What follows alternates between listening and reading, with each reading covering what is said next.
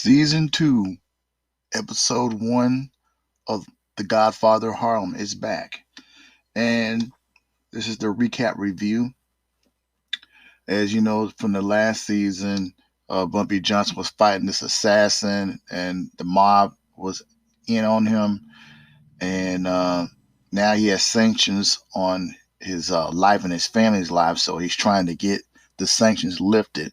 So he's trying to get uh, the French connection to the narcotic pipeline, where he has the upper hand, so he can do a chess move to get back into the graces of the mob.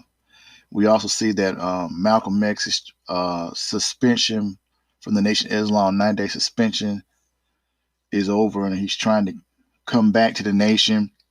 And he talked to one of the supreme captains, and he said that he could defend the Honorable Elijah Muhammad's indiscretions with the multiple women.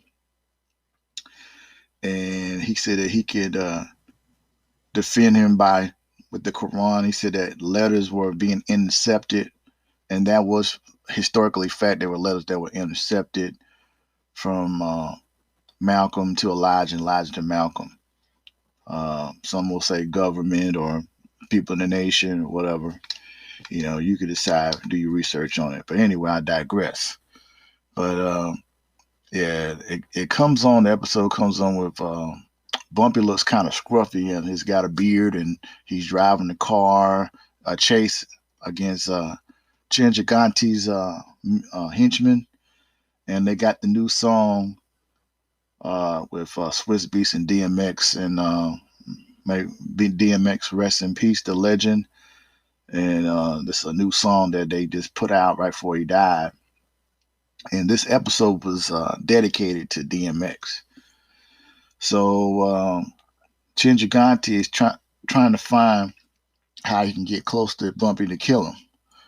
And all his guys said that Bumpy has his soldiers. They have walkie-talkies, and they're real military organized, and it's hard to get close to him because he goes from different houses, different safe houses. He don't stay in one spot.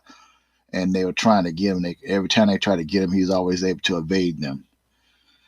And but Bumpy gets in contact with one of the Frenchman connection henchmen or chemists, and they try to find a way. They trying to sever the tie. He's trying to sever the tie of the drug pipeline from the mob. I guess try to undermine them so he can get back in and protect his family and lift the sanctions on him and his family. He wants to protect his family and stuff, his wife. So his wife and them are still in Charleston, South Carolina, where Bumpy Johnson is born.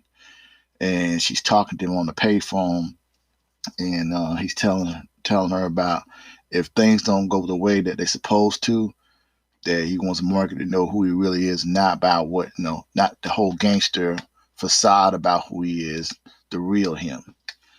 So they talking on the phone, and she's saying that if he never got involved with this mob thing, this things could be different, and that was going on. Then we see Chin Gigante's daughter is grieving the death of Teddy because he had one of his henchmen, Chin Gigante's henchmen, killed Teddy, and they got her locked up in a room because they think that she's unstable and she might try to kill herself. And they had the chaplain guy. I guess they're friends, somebody they grew up, and he was counseling her, and he was telling her that she needs to get out the house so she can, get some fresh air, and she wouldn't kill herself and whatnot. And Chin Gigante got the guy that likes her, that's in his crew, to try to take her out, walk her around and stuff, and to try to get her some fresh air. And he goes to the house, and she pulls out his gun and tries to put the gun to her head. And he says, that you don't want to do this and this and that. Teddy wouldn't want this, this, that, and the third. And so she doesn't do it. Shin Gigante is trying to find a connection to try to get Bumpy Johnson. So Ella, Elise, I believe Elise, I got it wrong. Elise is the daughter of Bumpy that's in the nation, and she delivers his food to him at the different safe houses that he goes to. So they got a guy that's on her, uh, tracking her, and they got the guys out there ready to get at Bumpy. And I guess those guys went up to get something to eat or whatever. And then they move in. Chandra got these guys move in, and they have a big shootout in the safe house. And he tells Elise to his daughter to basically get hide in this little room right there so she won't get hurt. And him and his soldiers go battle with the guy that's trying to kill him, and they take him down. And he was worried that his daughter Elise was shot. And he went in the room and saw the curtains, and she was behind the curtains way on the other side, so she was okay. And Malcolm trying to get back in the nation after the 9-day suspension, talked to the Supreme Captain, and he said, we friends, and, he wants to get back in with Honorable Elijah Muhammad. And it seems like he wants to help him get the process, but then we see at the end of the episode, he basically said that Malcolm believes you did these bad things, and so he got these Quran verses to so-called making you look guilty. So he flipped the tables on him. One minute he thought this guy was supposed to be his friend, and he got something else planned. Yeah. So then they got where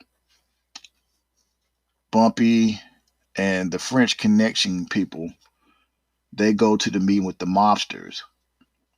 And because Bumpy had arranged one of his new guys, that's new henchman that's played by as Method Man.